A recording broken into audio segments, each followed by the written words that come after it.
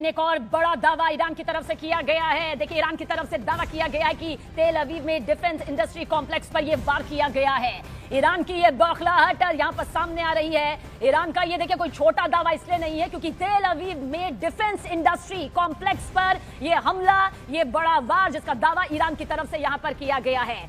अभी फिलहाल ईरान उस जख्मी शेर की तरह बौखलाया हुआ है क्योंकि उसने अपने सर्वोच्च नेता को खोया है। उस सर्वोच्च नेता को, जिसकी सुरक्षा कवच को इस कदर मजबूत किया जाता है कि कोई परिंदा भी पर नहीं मार सकता। लेकिन यह महीनों की मॉनिटरिंग रही है। आप समझिए, यूं ही यह खात्मा खामनेई का नहीं हो पाया है। खामनेई तक पहुंचने के लिए एक पूरी रणनीति यहां पर तय की गई, जिसके बाद सटीक निशाना, जोरदार धमाका और खामनेई का खात्मा। और देखिए शैलेंद्र, देखिए सीधा सवाल यहां पर यही सामने आ जाता है।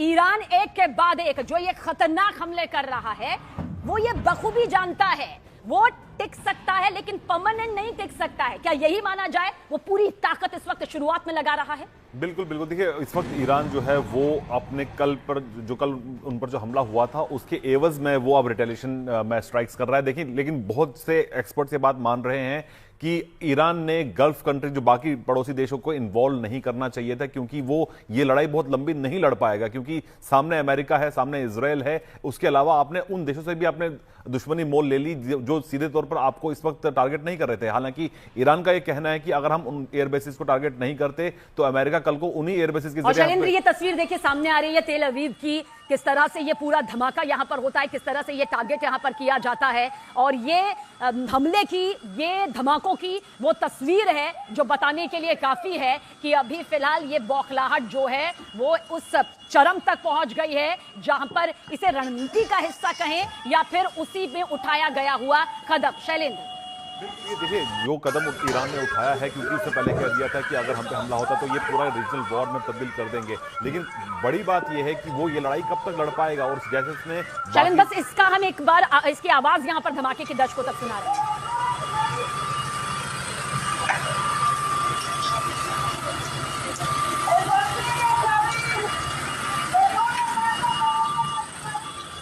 तो देखिए किस तरह से जोरदार धमाका यहां पर ईरान ने किया है। तेल अवीव पर निशाना दागा गया है। ईरान बखूबी इस बात को जानता है कि टिकना और टिके रहना दोनों में जमीन आसमान का फर्क होता है, लेकिन उसने अपना सुप्रीम लीडर खोया है, सर्वोच्च नेता खोया है, खामनेई को खोया है। उसका खात्मा यहां पर हो चुका है, जिसके बाद ईरान अब पूरे अपने चरम से अपनी ताकत को यहां पर लगाता हुआ नजर आ रहा है। वो वहां टारगेट कर रहा है जहां सबसे ज्यादा जख्म दिया जा सकता है। हालांकि ईरान भी बखूबी इस बात को जानता है कि इसका खामियाजा उसे कई प्रतिशत, कई ज्यादा यहां पर उठाना पड़ेगा। दानवीर जी, आपके पास आएंगे, लेकिन उससे पहले शैलेंद्र, जल्द रिएक्शन आपका।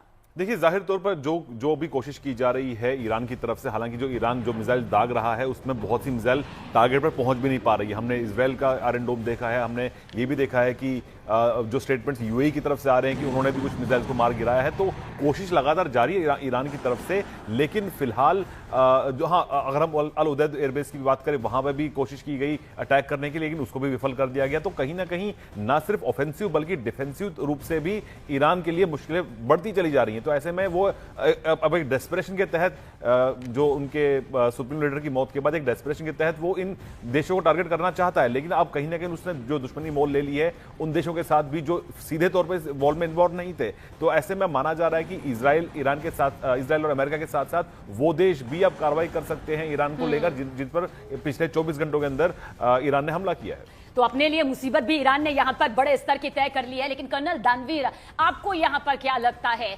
ईरान जो अभी एक के बाद एक टारगेट सेट करके धमाके कर रहा है, बड़े नुकसान यहां पर पहुंचाने की कोशिश में लगा हुआ है, लेकिन क्या दुनिया की नंबर 1 सैन्य ताकत के सामने, सबसे आधुनिक सेना के सामने, उस तकनीक के सामने वो कितने दिन टिका रह सकता है? आपकी दूरदर्शिता फिलहाल क्या कहती है? मेरे को नहीं लगता कि बहुत दिन तक ये अपने मिसाइल और ड्रोन हमले कर पाएगा जिस तरीके से कर रहा है। और इसको अगर आप कंपेयर करें जिस शिद्दत से इसने कल कैंपेन शुरू किया था और उसमें अभी गिरावट आई है, अब उस तरीके से उस लेवल पर अटैक हमले नहीं हो रहे हैं जितने कल शाम को हो रहे थे।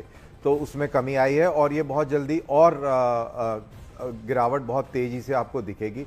तो टेक्निकली इसकी क्षमता जो है पूरी तरह नेस्तनाबूद हो जाएगी, इसमें कोई दो राय नहीं है। लेकिन जो लार्जर पॉइंट है जो अभी आप बोल रहे थे कि मिडिल ईस्ट के अंदर पूरी अस्थिरता आ गई है और एक बहुत लंबे अरसे तक चलने वाला ये युद्ध रहेगा as far as the Islamic countries are concern.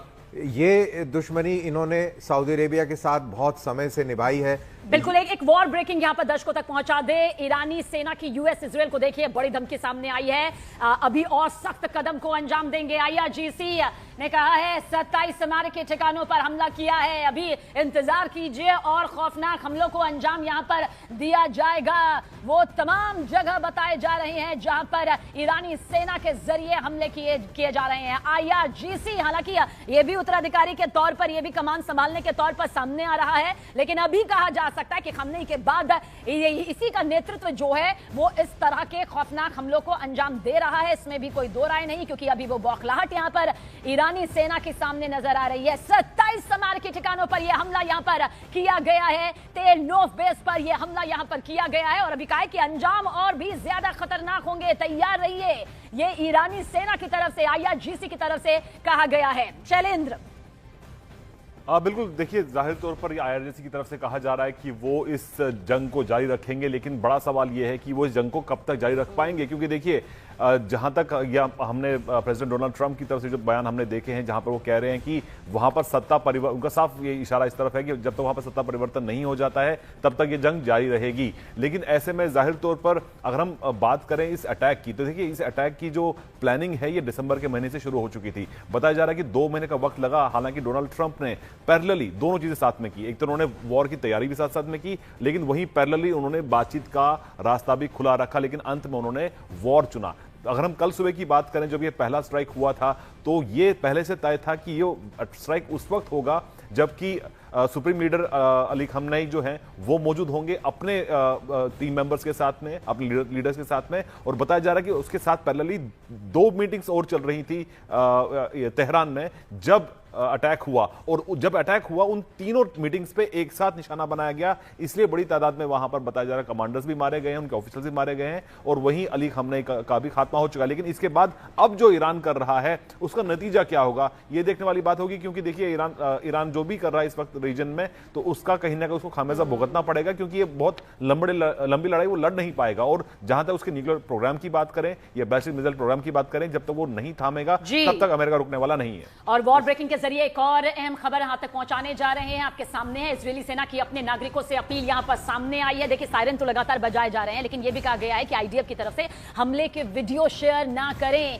यह अपील यहां पर अपनी नागरिकों से की गई है। इजरायली सेना की तरफ से यह अपील की गई है, क्योंकि देखिए जोरदार धमाके हो रहे हैं। धमाकों से निकलने वाला धुआं, आग का गोला चौतरफा फैल रहा है, गूंज कई किलोमीटर तक सुनाई दी जा रही है। इसलिए IDF की तरफ से कहा गया है कि हमले का वीडियो शेयर ना करें, यानी कि जब धमाका हो रहा है, अगर आप उस धमाके को देख पा रहे हैं तो उससे कैमरे में कैद ना करें, उस वीडियो को शेयर ना करें। इजरायली सेना की तरफ से अपने नागरिकों के लिए यह अपील की गई है। लेकिन यह तस्वीर, जैसा कि हम बातचीत यहां पर कर रहे हैं, बात सिर्फ ईरान की, बात सिर्फ इजरायल की, बात सिर्फ अमेरिका के बीच चल रही बात की नहीं है।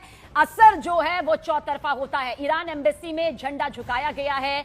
दिल्ली, आपको बता दें, दिल्ली का हम यहाँ पर जिक्र करें क्योंकि जाहिर सी बात है ईरानी एम्बेसी का जो यहाँ पर वजूद है, वहां पर सर्वोच्च नेता अली खमनेई जाहिर सी बात है अब नहीं रहे हैं। ऐसे में ईरानी मीडिया ने कहा कि भाई वो शहीद हो गए हैं और अब उसी बाबत ईरानी एम्बेसी में यह झंडा झुकाया गया है और यही बड़ी खबर आप तक यहां पर पहुंचा रही है। देखिए ये एक प्रक्रिया होती है जिसका पालन यहां पर किया जाता है, क्योंकि 40 दिन का शोक, 40 दिन का शोक यहां पर रखा भी गया है। हालांकि इन 40 दिनों में देखिएगा बहुत बड़ी तस्वीर बदलेगी और इन्हीं बदलती तस्वीरों के चलते कहा जा सकता है कि अभी खमनेई की मौत के शोक में इस झंडे को जो झुकाया गया है, अभी फिलहाल अमेरिका और इजरायल की वो ताकत भी नजर आएगी, क्योंकि अभी तो हम ईरान की तरफ से आपको दिखा रहे हैं कैसे वो टारगेट यहां पर कर रहा है इजरायल के ठिकानों को और अमेरिकी बेस को, लेकिन अमेरिका का एक हमला, इजरायल की आधुनिक तकनीक का एक हमला, क्या वाकई मौजूदा ईरान सह पाएगा? यह भी बहुत बड़ा सवाल है। कर्नल दानवीर यहां आपसे जानना चाहते हैं, कोई दो राय नहीं, मिडल ईस्ट बहुत तनाव में है, लेकिन क्या ये आग जो आपको नजर आ रही है वो जलाने की भी कुव्वत रखती है? देखिए, इसको एनालाइज करने के लिए हमें ये समझना होगा कि ये 27 जगहों पर जो ईरान ने दावा किया है कि उसने हमला किया है मिडिल ईस्ट में, वहां पर क्या नुकसान पहुंचाया है। और कितना नुकसान हुआ है इधर, उससे पता लगेगा कि इसके हमलों में कितनी दम है। तो क्या बहुत ही जबरदस्त तल घुमा नुकसान हुआ है? जवाब है नहीं। क्या सतही तौर पर नुकसान हुआ है? जवाब है हाँ। और क्या मास कैजुअलिटीज हुई हैं मिडिल ईस्ट में ईरान को छोड़कर? जवाब है नहीं। बहुत ही इक्का दुक्का कोई कैजुअलिटी हुई है, बाकी कुछ नहीं हुआ। तो बेसिकली हमले हुए हैं, लेकिन उसका असर कहीं नहीं हुआ है जिस तरीके से होना चाहिए था। 27 जगहों पर कोट अनकोट हमला इन्होंने किया है, लेकिन उसका कोई फर्क ऐसा भयंकर नहीं हुआ है। और बहुत सारी मिसाइल्स को, बहुत सारे ड्रोन्स को हवा में ही मार गिराया है। और बहुत सारे जो विजुअल्स आपको आ रहे हैं आगजनी के, जो आग जल रही है या इस तरीके से, वो उससे पैदा हुई है जो डेब्रीज गिरी हैं। जलती हुई मिसाइल जब नीचे गिरी है शूट डाउन होने के बाद, उसके कोलैटरल से आपको ये धुएं दिख रहे हैं, ये आग दिख रहा है। तो बेसिकली वो मिसाइल ने इम्पैक्ट करके बहुत भारी धमाका किया हो वो नहीं है। इक्का दुक्का कई जगहों पर हुआ भी है, ऐसे बात नहीं है, लेकिन कोई बहुत बड़ा इंपैक्ट जिससे कि ये बहुत अहम आप कह रहे हैं कि हमला कर दिया, धमाके हो गए, एक के बाद एक मिसाइल अटैक हो गया, लेकिन उसका नुकसान कितना हुआ? बिल्कुल ठीक वैसे ही कि आपने परीक्षा की तैयारी बहुत अच्छी की, हो सकता है परीक्षा बहुत अच्छी गई हो, लेकिन नतीजे क्या आए हैं वो सबसे ज्यादा खास होता है। शैलेंद्र, क्योंकि इतना तो साफ है, ये तो हर राजनीतिक विश्लेषक जानता है, अंतर्राष्ट्रीय स्तर पर हर कोई कहता आया है कि ईरान सीधी टक्कर तो अमेरिका से नहीं ले सकता है, कुछ वक्त के लिए ले सकता है। टिकना और टिके रहना दोनों में बहुत फर्क यहां पर होता है, लेकिन वो प्रॉक्सी वॉर यहां पर कर सकता है, जिसके लिए वो जाना जाता है, जिसके बूते वो लंबी लड़ाई लड़ने की भी कुवत रखता है। क्या प्रॉक्सी फोर्स के जरिए वो कई मोर्चों पर खड़ा हो सकता है?